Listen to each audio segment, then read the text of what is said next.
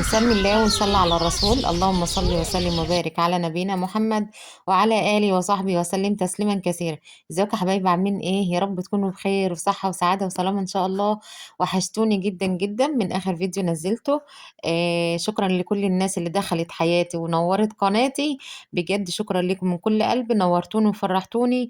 وربنا يسعد قلوبكم يا رب زي ما بتسعدوا قلبي بكومنتاتكم ووجودكم معايا في القناة. بالله عليكم اول اللي يدخل الفيديو ده يحط اللايك وتشتركوا عندي في القناة لو لسه أول مرة بتشوفوني. بفرح جدا جدا بالناس اللي بتدخل لي جديد وبتقول لي أنا مشتركة معاكي. ويا ريت تكتبوا لي أنتوا بتتابعوني منين. ربنا يسعد قلوبكم جميعا يا رب، يكبر خواطركم. فيديو النهاردة إن شاء الله هقول لكم فيه أسهل طريقة أنا ربيت بيها الفراخ بتاعت الوزارة البيضة اللي انتوا شايفينها ديت وطلعت بأحجام وأوزان اللهم بارك، أقسم بالله. عايزة أقول لكم إن أنا دابحة الفرخة 5 كيلو ويمكن أكتر. تابعوا معايا الفيديو للآخر، هقول لكم كل حاجة حصلت معايا في الدورة دي من الألف للياء. وهقول لكم نصيحتي ليكم، وهقول لكم ايه اللي عملته جديد في الفيديو ده او في الدورة ديت. غيرت كل او قلبت كل الموازين عندي، وطلعت دورة ممتازة وفوق الممتازة كمان. صلوا على النبي وحطوا لايك، وان شاء الله الفيديو يعجبكم وتستفادوا منه. هنا كنت بوريكم ان انا كنت باكلهم دشيشة، بس الكلام ده لما كبرم. عشان تاكلي فراخ طعمها حلو ومسكر زي الفراخ البلدي كده. بتخلطي في الآخر دشيشة على بادي، الدشيشة الصفرا دي على البادي. تمام. ده في آخر الدورة. نبدأ بقى الدورة معانا. أنا هنا كنت بوريكم، شايفين صدر الفرخة عامل إزاي؟ اللهم بارك اللهم بارك. أحجام بسم الله ما شاء الله، هتشوفوها دلوقتي على الميزان. وعايزة أقول لكم إن أنا هنا كنت بوزن وعشان أخف شوية، يعني أنا كنت هذبح شوية وأسيب شوية. الشوية اللي سبتهم عدوا ال5 كيلو، يعني ما قعدوش 3 4 أيام كمان وعدوا ال5 كيلو. هنا كانت 4 إلا 200 جرام، 4 إلا 200. تمام. اللهم بارك. هنا كنت بقول لكم طالما لسه فيها الشعراية زي ما انتم شايفينها كده لسه ما كبرتش، تعرفوا ان هي هتكبر او قدامها فرصة انها تكبر تاني وتشيل لحم اكتر. تمام. الشعر الصغير ده اما تيجي تذبحي الفراخ اللي لها شعر صغير لسه زي ما شفتوا كده، سيبيها، تأكد ان هي هتشيل لحم اكتر وفي اسرع وقت كمان. هنا كنت بوزن لكم واحدة تانية، شوفوا الميزان بتاعها. بسم الله ما شاء الله. الميزان مش باين ليه؟ بسم الله ما شاء الله. برضو نفس تلاتة الميزان. 750. يعني ماشية. تقريبا برضو لسه. 4 إلا ربع زي التانية، زي اللي احنا وزناه الأولانية. شايفين الشعر؟ ده معناه ان هي لسه هتكبر تاني. نخش بقى في المفيد، وانا هسيب لكم الفيديو شغال كده واشرح لكم انا عملت ايه في الدورة دي. اول حاجة، اهم حاجة في تربية الفراخ الاول 10 ايام. اول 10 ايام من عمر الكتكوت دول اهم حاجة في عمر الكتكوت. لو نجحت معاكي اول فترة تأكدي ان الدورة هتمشي معاكي زي الفل وهتبسطك في الاخر، وان شاء الله لو عاملاها مشروع هتكسبي منها حلو جدا جدا. طبعا اللي لسه بتربي اول مره، نصيحتي ليكي هاتهم متحضنين، ما تجيبهمش كتكوت عمر يوم. هاتهم متحضنين عمر 10 ايام. في ناس كتير قوي بتبيع المتحضن عمر 10 ايام، بس يكوني جايباه من حد موثوق منه. تنقي الفرخ التقيل، يعني بيبقى عمر 10 ايام بس تقيل. ريشه لسه ما طلعش. اللهم صل على النبي. رجله تخينة. ما عندوش أي أعراض للبرد ولا أي حاجة، تجيبيه فرخ سليم وكويس جدا. تمام. أول حاجة زي ما قلت لكم فترة التحضير دي أهم حاجة في الدورة بتاعتك. طيب جبتيهم، أول ما بتنزليهم طبعا بتجيبي لهم جرعة تحصين للبرد. جرعة للبرد. تمام، لان هم بيبقى منقولين من مكان لمكان، فلازم جدا حتى لو ما ظهرش عليهم البرد لازم اول ما تنزليهم من بص الراجل اللي كتفي انت بقى. جايباهم منه او من اي المكان اللي انت جايباهم منه، لازم تجيبي لهم آم، اللي هو جرعة البرد. تمام. دي اول حاجه تعمليها، وتفضلي بقى ماشيه معاهم واحده واحده، مش هيحتاجوا لسه وانا منك اي بوصل حاجه خسارة. طول ما انت حاطه لهم اللمضه ومدفياهم. واهم حاجه بقى في الموضوع انك بتطربي على تراب او رتش من الارض زي ما انتم شايفين. بصوا، انا اول دوره اعملها وتنجح معايا الدوره اللي انا كنت بطرب لهم بيها بالرتش. كنت الاول بطرب بتبن او قش رز من عندنا، ولكن كانوا بيعيوا، كانوا بيجيلهم برد، كانوا بيسقعوا، كنت بلاقي تحتهم ملتكة.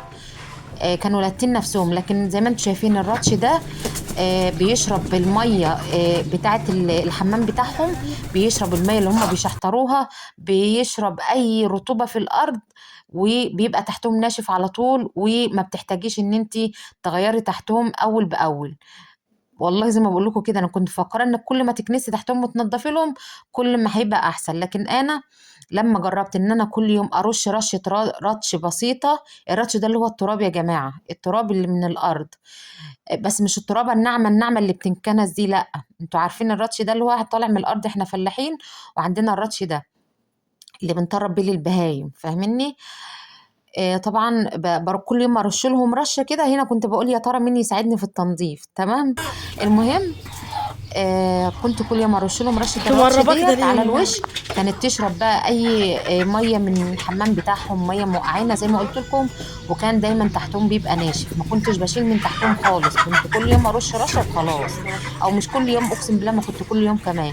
كل ما احس ان تحتهم بدأ يبان ان هو في رطوبه او خلاص اتوسخ، كنت برش رشه الرطش دي وعليها لحد اخر الدوره. والله العظيم انا هنا عايزه اشوف الميزان ديت. انا الميزان مقلوب على فكره، او الكاميرا اللي مقلوبه. هنا برضو كان لسه 4 فيها بص الا. كتير. انا على فكره هو نفس الفيديو على فكره، او نفس المقطع، بس انا زودته علشان اشرح لكم عليه. زي ما قلت لكم كده، الراتش يا جماعه اللي ما رباش عليه خسر كتير، خسر كتير، فاهمني؟ وعايزه اقول لك كانت احلى دوره وانجح دوره بالنسبه لي. اللهم بارك على الصدر، واللهم بارك على الفرخه اللي والله العظيم ما جبت لهم علاج طول الدوره، غير قرعه التحصين بتاعه البرد اللي جبتها اول ما نزلت الفراخ بس. وعليها اللهم بارك، اللهم صل على النبي، صل على النبي. وعايزه اقول لكم بسم الله ما شاء الله كلهم طلعوا ديوب زي ما انتم شايفين، اللهم بارك. آه عايزه اقول لكم ايه بقى، ما والله حطيت بقى الحاجات اللي بتنحط، يقولوا لك عسل اسود، بصل، توم، الكلام ده كله. انا ما عملتوش خالص نهائي، غير اني كنت بحط البادي والميه صافيه وبس، بطرب بالرطش. واهم حاجه تدفيهم، اهم حاجه اللمضه تشتغل عليهم ليل ونهار علشان المكان يبقى دافي بس. والله العظيم كانت انجح دوره بالنسبه لي. اتمنى تجربوا طريقه الراتش ديت. وهنا بقى ايه، خلصنا وكنت اخبز مع حماتي العيش الذره ده ارجع لورا يا لو مان. اول مره بتشوفوا قناتي. احنا طبعا محتوانا ريفي وكلها حاجات طبيعيه، وفرن بلدي وفرن طين زي ما انتم شايفين، وخبيز وحلابه وحاجات حلوه قوي. اتمنى تتابعوني وتشتركوا عندي في القناه، وما تنسوش تكتبوا لي ان انتوا وصلتوا معايا لاخر الفيديو. بحبكم في الله وما تحرمش منكم ابدا ابدا، وربنا يديمكم نعمه في حياتي يا رب، اللهم امين. ولو وصلتوا معايا لحد الاخر اكتبوا له في التعليقات بحبكم في الله، واستودعكم الله الذي لا تضيع ودائعه، والسلام عليكم ورحمه الله وبركاته.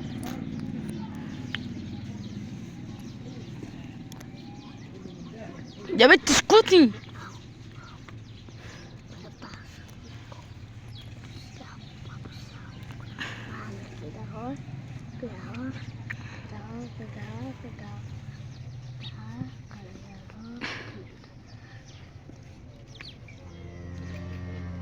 اسم الله علينا، اسم الله علينا، اسم الله علينا.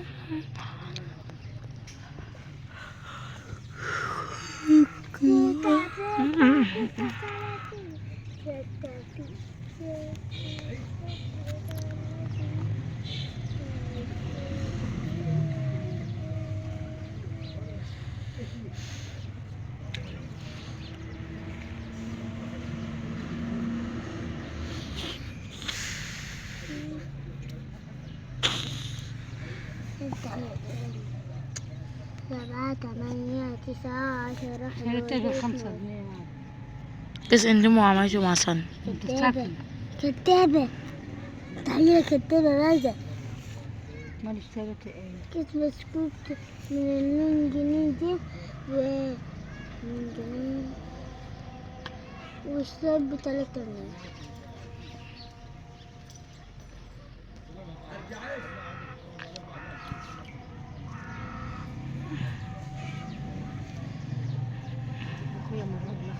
تعملوا كله بالطول والعرض. كده